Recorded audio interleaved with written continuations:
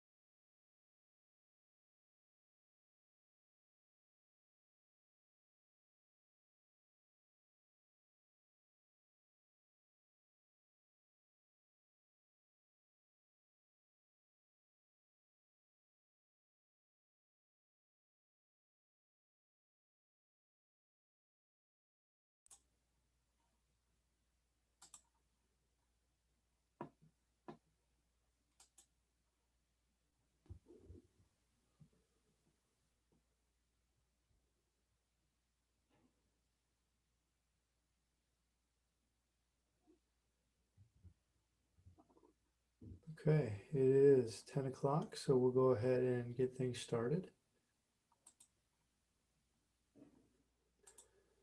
So this is WebTips for Winshuttle, and as I said, my name is Jason King. Just a few quick housekeeping things. Everybody's phones are muted. If you want to type in a question into the chat, feel free to do so, and I'll try to catch them as we go. If I don't end up seeing them, then we'll go ahead and answer those at the end of the presentation and the demonstration. As I mentioned, my name is Jason King. I have over 17 years of SAP experience as a user and as a support person on the more technical side of SAP.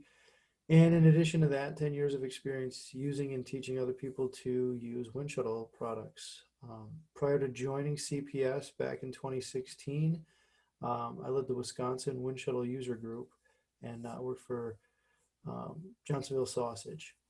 So we'll go right ahead and just jump in because this is a pretty big topic and I want to get through as much as we can. So what I'm trying to do today is just give everybody some exposure to the new Winshuttle platform, which is called Winshuttle Evolve.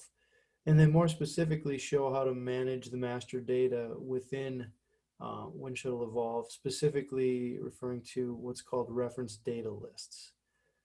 So our agenda is we'll just do a brief overview of Evolve, review some key differences between Foundation and Evolve. And then, as I mentioned, we'll make sure that as we leave here, we understand how to convert, create, and maintain reference data lists. And then we'll have some time for Q&A as well. So Winshuttle has evolved. This is just a quick screenshot of the new platform and what it looks like when you log in. Evolve is Winshuttle's new platform. It combines the entire Winshuttle suite of products into one environment. So within this environment, you'd have everything that you had with Studio and what used to be Central and user governance. And that's now also combined with the Composer tool is in here and your forms and workflows and all that all that stuff that goes along with forms and workflows, it's all in this one environment now. Composer is still the form and workflow development tool. However, it's, as I just mentioned, now available within the Evolve environment, so you don't need to navigate to a different URL to do your form and workflow development. The Studio desktop application itself is largely unchanged from the standpoint of the user interface and how it looks and feels. It looks almost identical as it did in version 12.1 of Foundation. The biggest and most important change from Foundation to Evolve is that Evolve does not run on the SharePoint platform. In fact, there's no need anymore for an on-premise SharePoint environment at all when you move to Evolve. And that's a huge benefit for customers who need to get off their on-prem instance of SharePoint because their company's either moving to Office 365 or they need to upgrade SharePoint to 2016 from 2013 or earlier. And when you do that, when you move from SharePoint 2013 or earlier to 2016 or greater, there are licensing fees that are associated with SharePoint from Microsoft. The free version of SharePoint ends at SharePoint 2013. So, that's another reason why, companies are looking to maybe move to Evolve because they need to get rid of that on-prem SharePoint instance.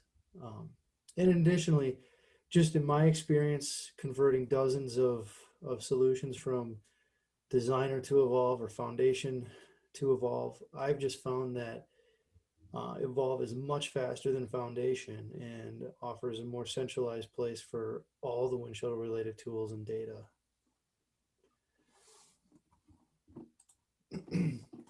So, some of the key differences between Foundation and Evolve, obviously the biggest one is the underlying platform itself.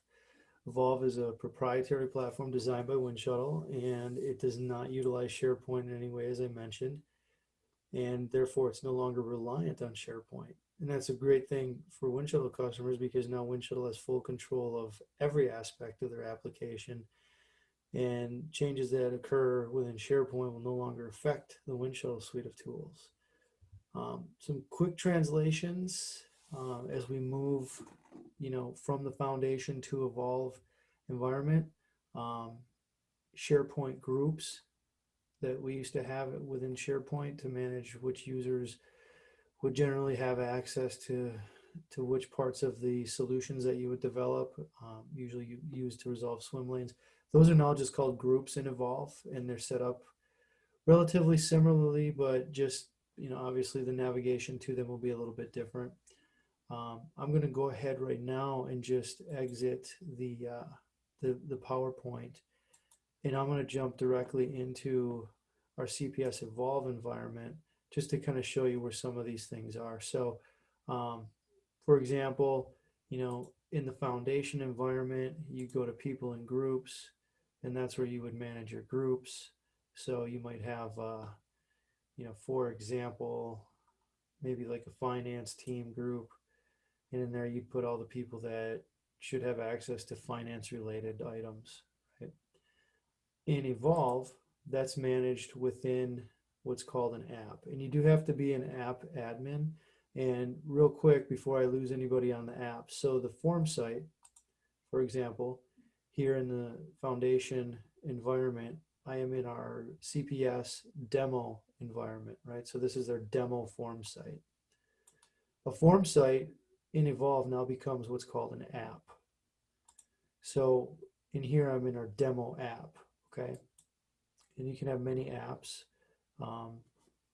We have demo, and then for several other customers as well as our own individual apps.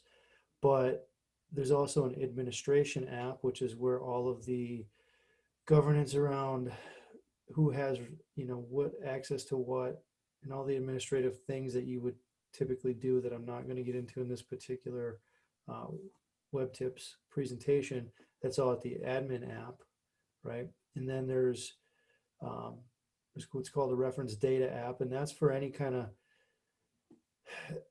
I guess, master data that you would use between apps.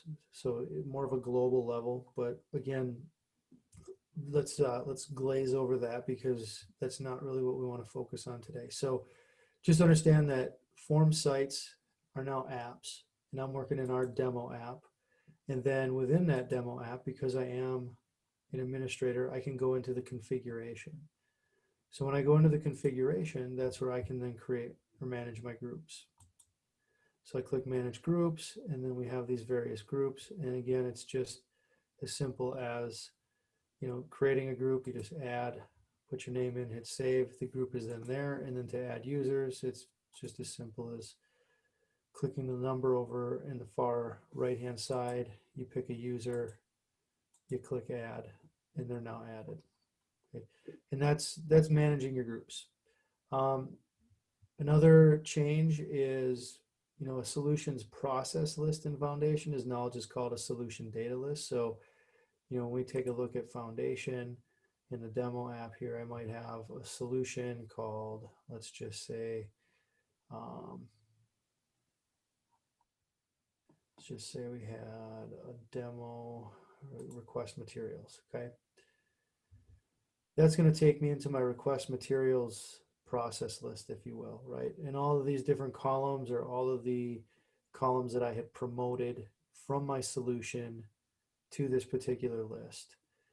Well, that goes away because there is no SharePoint. So now in Evolve, it's called a process, or I'm sorry, a solution data list. And that can be viewed by basically going to documents, and maybe I go to my cost center change, for example. I don't have anything in here, but you can see like cost center, like CC name, cost center link. These are the solution data fields that I've promoted, right? So the fields that were promoted in Foundation, these are just known as promoted fields, like creator email, it's a promoted field. Request ID, it's a promoted field. Now it's called a solution data field, okay? And those are found in the solution data list. Again, SharePoint libraries are now called solution data libraries. And as I mentioned, form sites are now apps. And those are just some key differences. The things where SharePoint was the underlying platform is now in Evolve no longer using SharePoint. So I just kind of wanted to do a quick jump around to just show some of those different kinds of things. But probably the biggest one and one of the most important is SharePoint lists, right? What are SharePoint lists now? They're called reference data lists. And that's what we're going to spend most of our session here talking about is reference data lists. So when I say lists, it's just like in SharePoint when I would go to this lists link, and then I would, open a list, let's just go to delivery plans, right? So I have a list of delivery plans. So I have sales org, distribution channel, and, whatever other columns I may have in here. So that's my delivery plans SharePoint list. Well, in Evolve, that's now called, like I said, a reference data list, and that's found in the solutions section of Evolve under reference data lists. And if I navigate through here, I can find my corresponding delivering plant list, right? So if I check the box in front of that and I view data, I can see, okay, I have sales org, delivery plant, plant user. So this list is a little bit different because it's for a different purpose, but that's the translation. So these are now reference data lists. And what we're going to talk about now in the demonstration is how do I take this list and convert it to a reference data list, or how do I create a new reference data list? And then once I have them in my Evolve environment, how do I maintain them, right? So a real quick crash course on basically converting, if you're doing that, is you're probably going to want to use Internet Explorer, right? So if I just quickly copy this link, open up Internet Explorer, paste that in. That should open up my SharePoint list. I'll have to log in real quick first.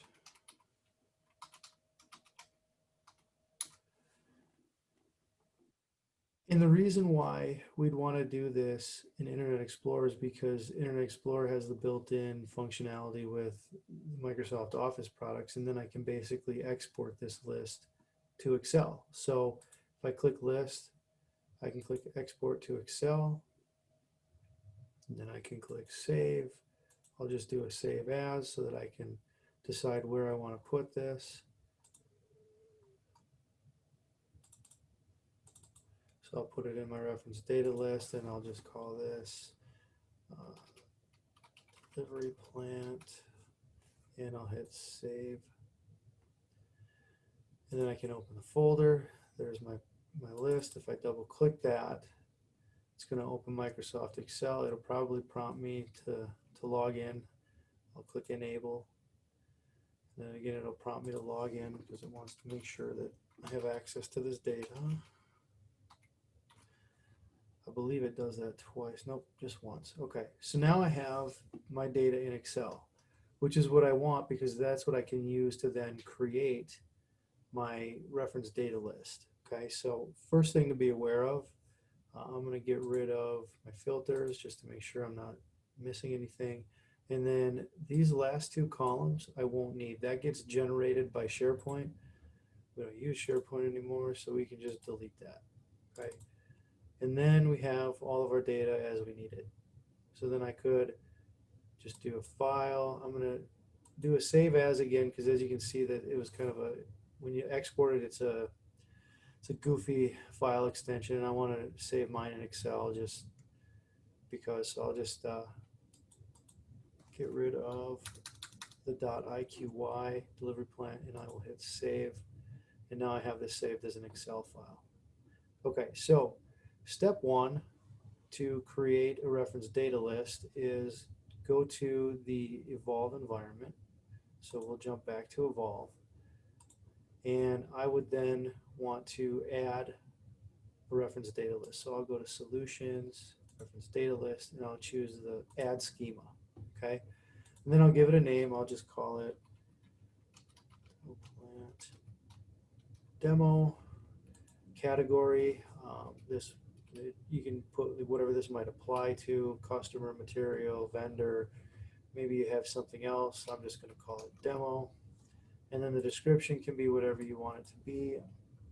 I'm just going to put the name of the list in there. Maybe you want it to be a little bit more specific and say delivery plant RDL for WebTips demo. Great. Okay. So then we hit next. And you can create your reference data list either manually, and you can add your field. So you click add, and then you add a field, pick the field type, how long is it allowed to be, and is it required or not. And then you hit next, and then you hit add another one, so on and so forth.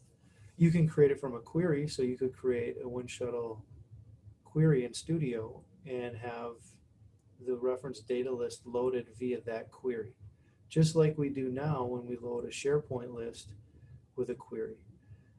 So that's that method. And then the method we're going to show today that's probably the easiest, especially when converting, is create from Excel. So I'll check the create from Excel radio button, and then I'll pick my file. And as we saw before, I save that in my documents, presentation, and then I have it right here. So I can click that. And there's only one sheet in there. It knows what it is, so it automatically picked it. And then I can just review what I'm bringing in. Okay, so this is going to be the name of my column, and I'm fine with that. That's what it was in SharePoint, so that's okay with me. And then you can choose the file type. So string max is basically the equivalent of multiple lines of text from SharePoint. You can also just do a string, which is like single line of text. There's integer, decimal, and then date and time. I'd really only change this if you know it needs to be something specific, otherwise I'd leave it alone. And then as far as if something's required or not, real quick, easy way to check that is I've jumped back to my Internet Explorer, and if I go to list settings, I can just quickly check and nothing was required. Now you also can check, okay, these were all single line of text. So I could go back and evolve and change these to single line of text. I'm just going to leave it though. Okay, so we have everything set up here. My columns look good. So then from there, I would hit next. And now we get brought to the mapper. So you're probably wondering, okay, if this is a reference data list, why do I have to create a mapping and what am I creating a mapping to? This mapping is to an Excel template, because from now on, when we manage our reference data lists, we're going to use an Excel template within Excel itself and the Studio add-in tool to pull our data from the reference data list, maintain it, and then load it back in. Okay, so basically we're saying I want to map the first column to column A and then the second one to B, C, D. I generally don't ever change this. You can if you need it to be specific. So I just usually leave it and then I hit submit. Once I've hit submit, that has then created my reference data list schema. There's no data in the list just yet, but it's created my schema. And now I have to take this list, and if you have a long list of them, you might have to search through and find it. But I have to take this and I have to get this moved from draft status to production status. And the way that I do that is scroll over and there's an actions column and we click the ellipses button here and we click publish. Okay, so now we're into the publish screen. Here you can choose to either publish a template, that's the Excel template that I just mentioned that we did the mapping for, or you can choose not to. Note that if you don't create a template, the only way to maintain the data in this list is manually, one row at a time. So if you have to load a ton of records into the list, you're going to have to put each one in, and when I say put each one in, I mean type each one in one at a time. I don't recommend this method personally. I think it really takes a lot of flexibility in the list out. It takes governance in the list out. So my recommendation would be to publish the template. When I do that, it enables the select workflow field. That's basically just like when you publish a transaction script. Do I want no data review? Do I want somebody to review my data and then then they can post it, or they review it and send it back to me and I post it? Or do you want to do something custom like an Excel workflow? For our purposes, we're just going to do no data review process. Basically, it tells anybody if you have access to the template, then you can update the data. Okay, and then if you want to leave comments, you can. I'm not going to. I'm just going to click publish, and that's going to put my list into production status. Okay, so now I have my list in production status, and that means the schema itself is there. So if I click on the check mark in front of my list, and I do view data or view schema, I'll do view data. So you can see here's my columns. There's no data available. So how do we get the data into this list? We do that by using that template that we created. So if we go to templates and we go to the Excel option, we can see that there should be a Dell Plant Demo template right here. Now if I click on that, it's going to download an Excel file that will be blank, and I could put my data into it and then use the Studio add-in tool to run it and load the data. But a better way to do that is just to start right in Excel itself. Okay, so if I go to Studio and I click log on, and understand that you have to have Studio for Evolve, so basically Studio 20.0 or higher installed to do this. You can't do this with Foundation because you need to obviously point to the Evolve environment. So I have Evolve installed, and I'm going to log in. And once I'm logged in, this will look very familiar to those of you who have used the Studio add-in. It's very similar to what you saw in Foundation. There is another tab now called Evolve. I believe it was called Publish before, something to that effect in Foundation. But first things first is we were working in the demo app, right? So in Evolve, the app that we're working in is demo. So I want to make sure now that I'm logged in that I'm pointing to the demo app. So I can choose switch app and choose demo. Or when I clicked the drop down, it'll tell me what app I'm in as well. So I'm in the demo app, so I didn't need to switch, but that's how you would switch apps and point to a different app if you needed to. Okay, so now if I go to evolve, I can click open and I can choose my template. Should be the first one because it's the most recent one that we just created, and there it is at the top of the list. So if I click that and then click open, it's going to open that blank template. Now, if this list was already created and had data added to it, all that data would show up here, okay? It would show up here and I could change it, I could delete some of it, I could add to it, and then run that data back in. Because there was nothing in the list, this is the first time we're putting anything in, I have to just quickly jump back over to my output. I'll copy my data, paste it in here, and it's good to go. So now, on the Studio tab, I can click Run, and it's going to say, when I'm done loading this list, I'm going to save this Excel file here so that you have a record of what you loaded in. And it's kind of nice. It's like version control on your lists. So I'll hit OK.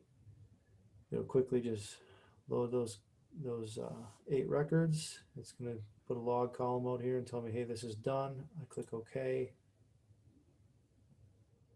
And that run is completed. Okay. And then now this becomes a read-only file. And again, that is stored in the Evolve environment, so I have a record of what was loaded into that list. And if I go back to Evolve now, and I go to Solutions, and I take a look at this list, I now see that all that data is now there. Okay. Now, if I were to close this read-only file, okay, and I want to open my template now. Okay, so now I say, okay, well, I want to make a change to that, right? I want to change that data that I had just entered. The way that you're going to maintain all your lists now is you'd go to Evolve and you click Open, and you click the list you want to change, the template for it. So we'll stick with our delivery plant demo. I'll double click that. It'll open up and bring in all the data that currently exists. So this is what I was talking about before. So I could change this to say, okay, well, now this should be distribution channel 24, and maybe it's plant 1200, and so on, right? I'll update my description. Okay, and maybe we don't have this plant 1200 anymore. Okay, so now I can go ahead and run that again, and you'll see that I put an _1 after it because the next file will be _1. It's going to save this again out in the demo app. Loaded everything up, says it's done, and now if I go back to Evolve and I just kind of jump back so I can refresh,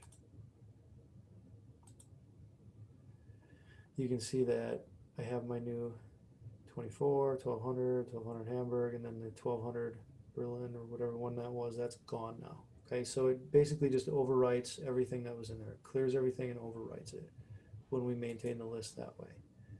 Okay, so that is basically how you would convert a list and then how you maintain it. We saw a little bit too about how we would create a list. Okay, so if I go back to Solutions and I click Add Schema, this is me creating a list, right? So I name the list and then I get into the schema creation. So we'll just quickly do another one, just so we can talk a little bit about the other options. Okay, so create manually, right? So we created from Excel. When you're converting, you're going to have a lot of data, and that's probably the easiest way to do it. It sets all your columns for you, which is real nice, but you can create manually. So I could click Add here, and I could say, call that field 1. The type would be string max. It's not required. Then I click Add. Field 2. String max, add, so on and so forth, right? And then I would hit next, and again, this is my mapping tab where I'd map it to Excel. And you have to do this whether you decide in the next step to either not use a template or use a template. You still have to do this. So we hit submit, and then we have our create demo. And when I check this box, whoops, I'm sorry, when I scroll over and I click publish, this time I'll go ahead and I'll choose to not publish a template. Maybe it's a very small list that doesn't change very often, um, and I don't need a template for it. So I can click publish. Now it's a production list, and what we'll notice is when I go to edit this list, so I click the checkbox to edit, I have a new option here called edit data. Okay, so now I can just edit the data directly in that list. So I didn't have any data yet, so I could do add new, and I could say value 1, 1, just as an example, and click the check mark, and now I have value 1. I could click add, value 2, 2, and there we go. And if I want to change that, for example, make it something meaningful, I have to click this edit button, and I can say 1,000, and maybe that's the actual plant. Okay, save it. And that's how you'd maintain it basically manually one at a time. If it, like I said, if it was maybe a small list that rarely changes and you don't have to make a lot of entries. Otherwise, the recommendation is to use the template that we demonstrated. Okay, so now I will jump back to the PowerPoint and we'll just kind of briefly talk about a few other things. And so some key considerations when moving to Evolve. We're a resource that's always available. CPS has migrated dozens and dozens of Winshuttle solutions already manually. So we've become experts on Evolve. We're the premier partner for Winshuttle services, and we definitely know what we're doing when it comes to moving to Evolve, especially when it comes to taking designer solutions and moving them to the new Evolve platform. That takes a lot of manual effort. I will mention that there is a migration tool coming out from Winshuttle. That's available starting with version 20.1 of Evolve. I believe it's supposed to be released at the end of this month. I'm not sure if that's still going to take place or not, but we have seen it, and it does look pretty fantastic.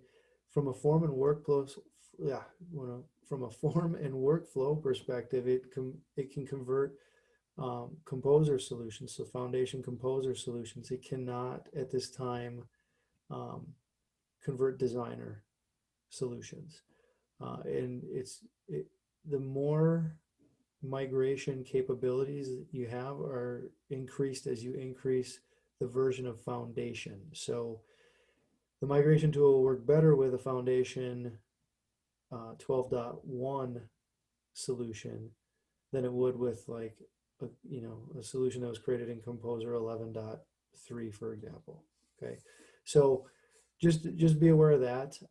There are still objects that you may want to manually convert before you convert the solution itself. One such object is a reference data list, as we just talked about, because when you do convert, it converts it and only allows you to edit it that manual way we just saw. So you might want to convert it beforehand to create the template so that you can better manage those objects. I believe groups have to be created beforehand and things of that nature as well. You have to set up your apps beforehand, obviously. And then there is a standalone script conversion within that migration tool as well that allow you to take your scripts, download them, and then basically set them up in the new Evolve environment. It'll take away a lot of manual effort. That's really all that I had as far as content today. So we'll just check the chat real quick and see if there are any questions lingering out there. But thanks everybody for your time, and I really appreciate it. Okay, so it looks like we do have a question out here. I answered a couple of them, but it looks like we do have a question. So how does the SharePoint list change to the new reference data list when you move a Composer 11 solution to Evolve? And does it change the solution parameters also, or do we have to touch and change each of the solutions that used a SharePoint list previous to Evolve? Okay, so it really depends on how you migrate. If you start, at version 20.1 and you have a Composer 11 solution, within the migration tool, you can migrate the reference data list, or I'm sorry, the SharePoint list to a reference data list within the migration tool itself. There is a little bit of, um, I guess, interaction that you would have to do. You have to, touch a few settings, things like that, as you kind of go through the migration tool wizard, if you will. Um, but I mean, when you create a reference data list in the migration tool, it basically creates that list like that last list we just saw, right? So we just created a list where we could only edit the list, one entry at a time. And that's how it's going to create the list if you migrate it. That's why I recommend actually migrating the list before you do the migration tool, the way that I showed where we go in and we just manually create the list. So it's a little bit time consuming, but then after, if you have to do any kind of mass changes to your reference data list, it's a lot easier to do that with the Excel template than to have to go in and manually edit everything one at a time. And if you decide to, use the migration tool and convert the SharePoint list to reference data list, and then later on you decide I really don't like editing my entries one at a time. You can always create a new reference data list and just use the template for that new reference data list and then go in your solution and point, anything in the solution to that. So you're not stuck with it forever. Obviously, there would just be a little bit of a manual effort to make the change. Um, so hopefully that answers that question. But yeah, either you use the migration tool or it would be a manual effort. And if you're going to do a manual effort, I recommend doing it earlier. So I know we had some difficulties with how the presentation looked. We will be posting this on YouTube, and I'll double check before we do that to make sure that when it's out there, it's clear. I apologize that you guys couldn't see it well. We were kind of far into it before I realized that that was happening. Um, so, I really apologize for that. Um, I don't see any other questions out here. One thing that I do want to just touch on, so these webinars, we're going to keep them coming. You know, if you want to sign up, you can do that at Clear Process Solutions. If you have any ideas or things you want us to cover, feel free to email us at info@clearprocesssolutions.com, and we'd be happy to take any topics that you guys provide and do a session on those. The next web tips will be next month, Thursday, December 17th, and we'll be doing a composer, Winshuttle composer topic called landing page solutions. We'll show you how to create landing page solutions.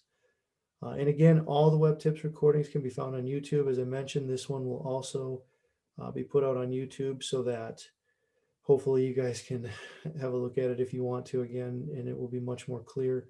Apologize for the technical difficulties there.